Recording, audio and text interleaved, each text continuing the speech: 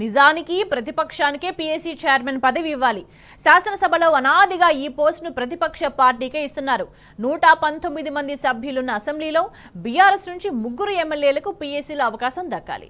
ఆ 3 ఎమ్మెల్యేలను బీఆర్ఎస్ పార్టీనే నిర్ణయిస్తుంది.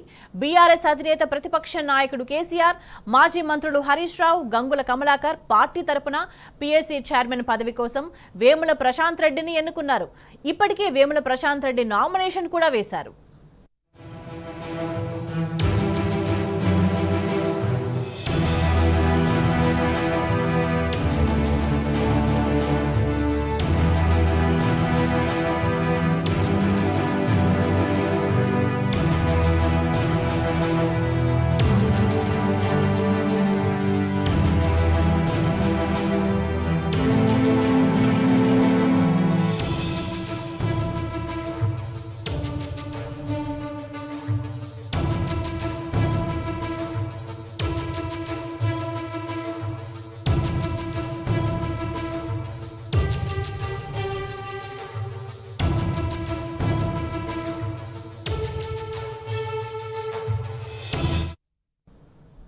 కానీ హఠాత్తుగా తెరపైకి అరికిపూడి గాంధీ పేరొచ్చింది.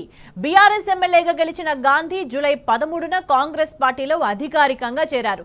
స్వయంగా సీఎం రేవంత్ రెడ్డి కాంగ్రెస్ కండువా వేసి పార్టీలోకి ఆహ్వానించారు. ప్రతిపక్ష సభ్యుడే గాని గాంధీ హఠాత్తుగా బీఆర్ఎస్ కు దక్కాల్సిన పీఏసీ చైర్మన్ పదవిని పొందడం ఇక్కడ విడ్డూరం. అసలు ఆయన అభ్యర్థిత్వాన్ని ఎవరు బలపరిచారు, ఎన్నిక ఎందుకు నిర్వహించలేదు అన్న ప్రశ్నలు ఉత్పన్నమవుతున్నాయి.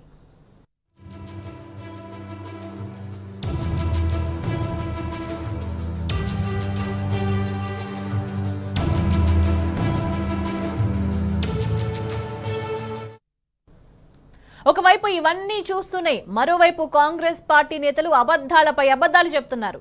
నరం లేని నాలుక ఎన్నైనా అంటది అనే నానుడిని ఆ పార్టీ నేతలు నిజం చేస్తున్నారు. అరికిపూడి గాంధీ అయితే అబద్ధాలు చెప్పడంలో మాస్టర్ డిగ్రీ చేశారు. కాంగ్రెస్ పార్టీలో చేరానని మీడియా సాక్షిగా ఆయన చెప్పడం విశేషం. తనతో పాటు 4 కార్పొరేటర్లు, సీనియర్ నాయకులు పార్టీలో చేరారు అని చెప్పుకొచ్చారు. శేర్లింగంపల్లి నియోజకవర్గ ప్రజలను ఉద్దేశించి మాట్లాడిన వీడియో ఉండడం ఇప్పుడు వైరల్ గా మారింది.